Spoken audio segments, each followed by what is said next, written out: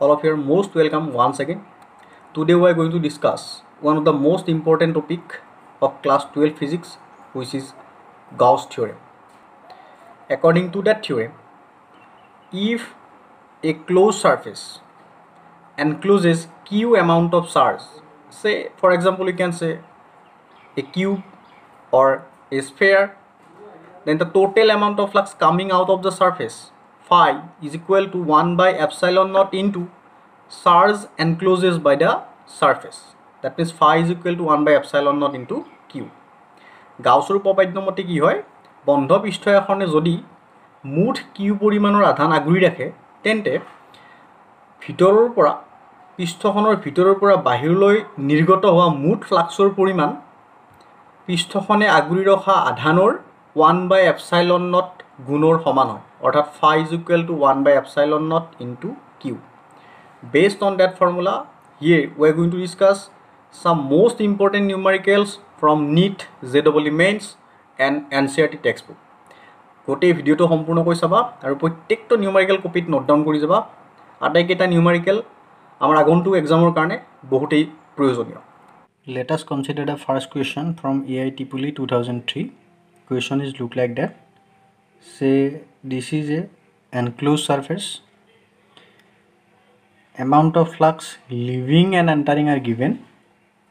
So entering say suppose phi 1 and amount of flux leaving say suppose phi 2.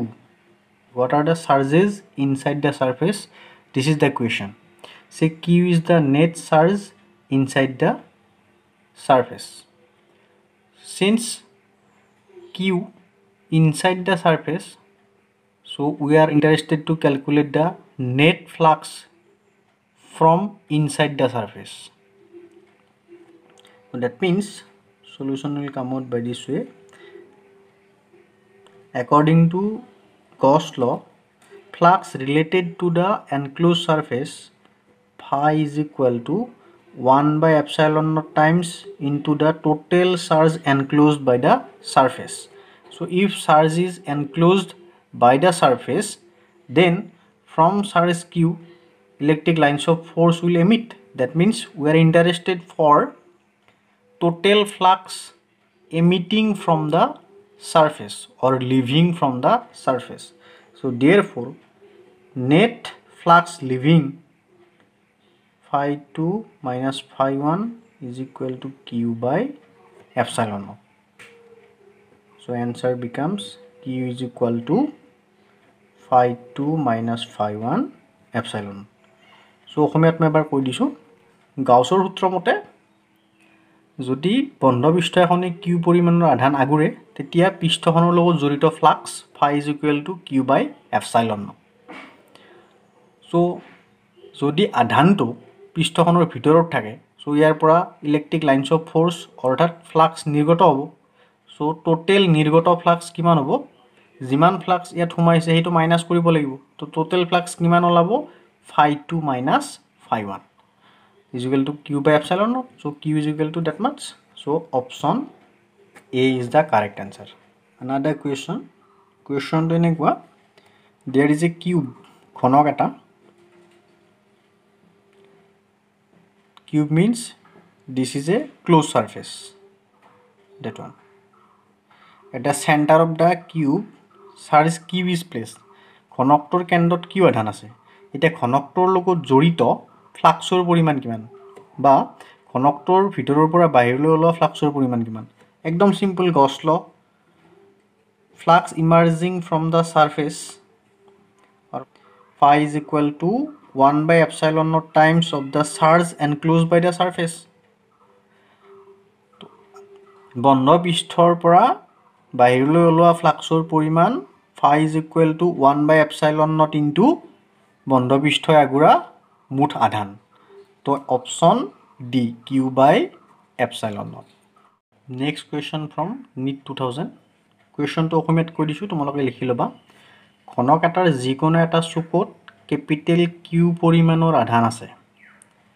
এতিয়া ঘনকটোৰ আটাইকেইখন পৃষ্ঠৰ লগত জড়িত মুঠ ফ্লাক্সৰ মান কিমান, দিছ ইজ দ্য কুৱেশ্যন। আগৰটো একে, এইটো চুকত আমি কিউ আধান ৰাখিলো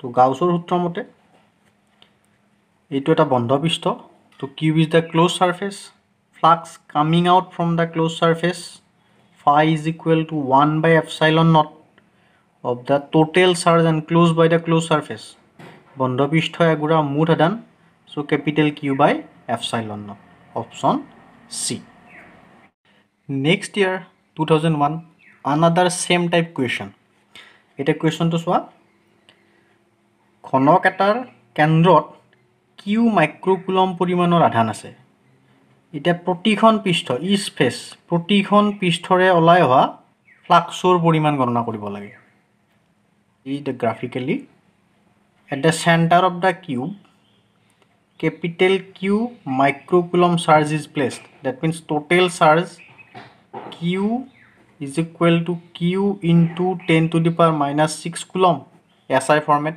okay so প্ৰতিখন পৃষ্ঠৰ মাজেৰে for the whole cube there are total 6 surface so for 6 surface flux coming out phi is equal to 1 by epsilon naught into Q into 10 to the power minus 6 যেহেতু ঘনকটোত 6খন সমান পৃষ্ঠ আছে তো 6খন পৃষ্ঠৰ কাৰণে জড়িত flux phi is equal to that one গাউছৰ সূত্ৰ so প্ৰতিখন পৃষ্ঠ যিকোনো এখন 6 epsilon naught into Q into 10 to the power minus 6 so option A same question coming again and again ni 2003 কিউবৰ চেণ্টাৰত কিউ আধান আছে যিকোনো পৃষ্ঠৰ মাজেৰে জড়িত বা যিকোনো পৃষ্ঠৰ লগত জড়িত ফ্লাক্স উলিয়াব লাগে একেটা কোৱেশ্চন কিউব 6খন সমান সাৰফেস 6খন সাৰফেসৰ লগত জড়িত flux phi Q by epsilon naught for any one surface phi by 6 Q by 6 epsilon naught so আমি এনেকৈ লিখিব পাৰো 6 4 pi epsilon naught 4 pi Q by that much option B next question there is a hollow cylinder ফপলা সুঙা এটা আছে A আৰু C সমতল পৃষ্ঠ B বক্ৰ পৃষ্ঠ সুঙাটোৰ ভিতৰত Q কুলম পৰিমাণৰ আধান এটা আছে B পৃষ্ঠলৈ জড়িত ফ্লাক্স দিয়া আছে phi এতিয়া সমতল পৃষ্ঠ A লগত জড়িত ফ্লাক্স কিমান উলিয়াব লাগে তো এটা এটা বন্ধ পৃষ্ঠ ভেরি সিম্পল তিনিখন পৃষ্ঠৰ লগত জড়িত ফ্লাক্স সে phi A plus phi B plus phi C is equal to nothing else Gauss formula 1 by epsilon naught into Q যেহেতু পৃষ্ঠ A আৰু C ৰ কালি সমান ধৰা হল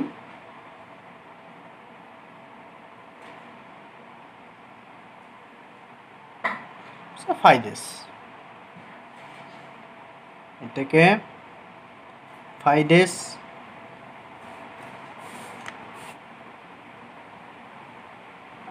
phi so therefore পৃষ্ঠ A লগত জড়িত flux related to surface A simply that one option D according to the question the square size plane is just on the plane of the paper বৰ্গাকৃতিৰ সমতলখন আমি কাগজখনৰ ওপৰতে ৰাখিছো and this is the direction of electric field intensity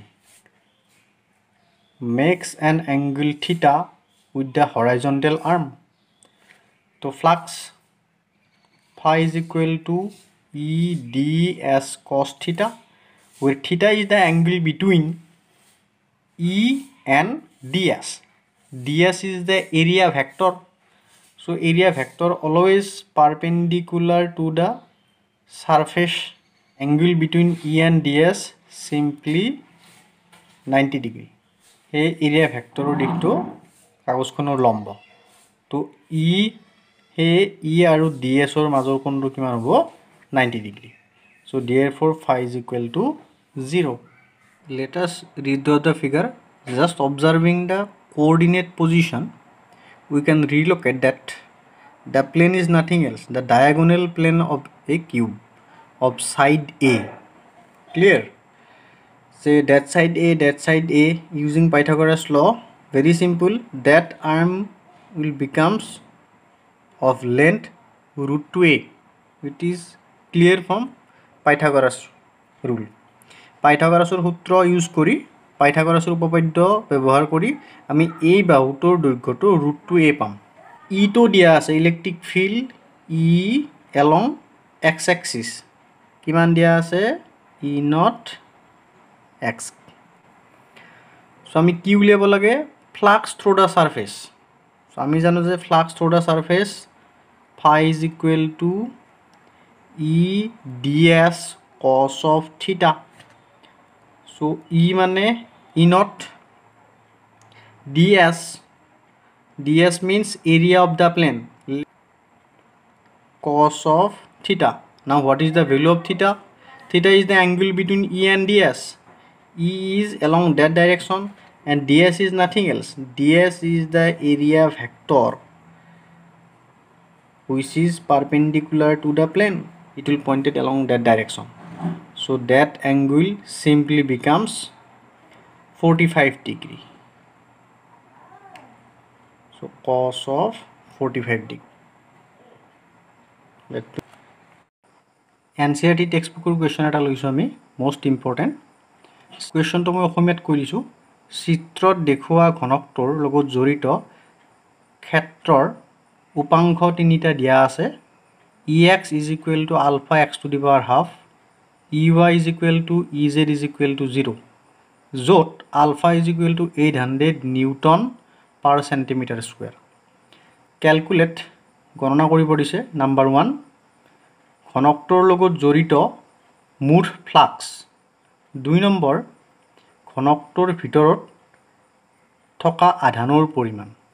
So it is clear from the figure for top, bottom, front and back এই চাৰিখন সাৰফেসৰ কাৰণে angle between E and DS is equal to 90 degree.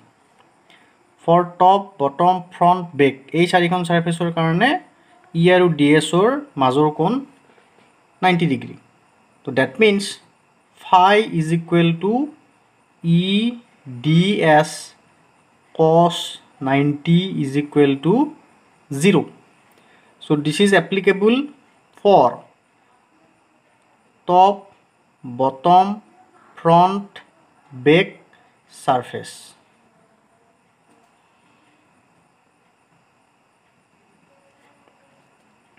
Now see for left and right, for left surface and right surface.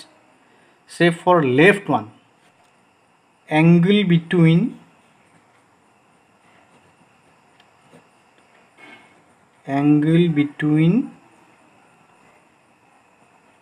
is equal to 180 degree.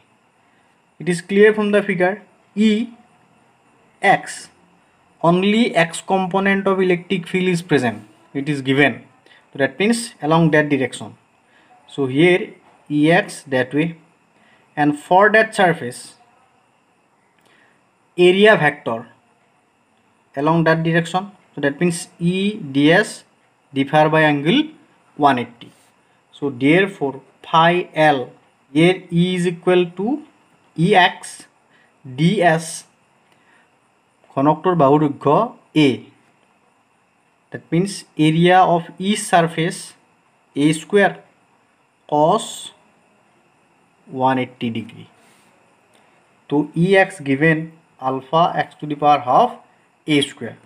We can put the value of alpha also. So minus the left surface is situated at distance A from origin. You see for that surface x equal to simply A.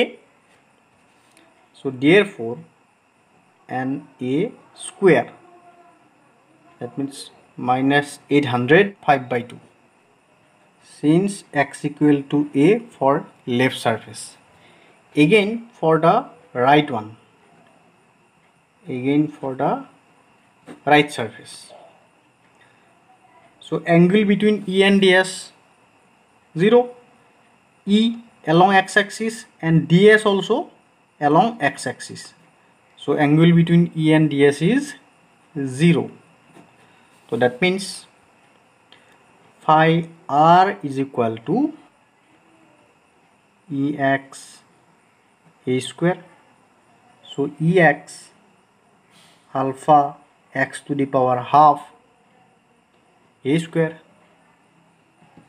Right now for right surface x equal to is clear from the figure. The surface is situated along x-axis and its distance from origin is twice a. So x equal to twice a. So therefore net flux from the cube 5 by 2, 0.1 to the power 5 by 2. Using calculator you will get the answer as 1.05 Newton meter square per coulomb. So second question, charge within the cube ঘনকৰ ভিতৰত কিমান আধান আছিল? Gauss theorem, phi is equal to q by epsilon naught. 0.85.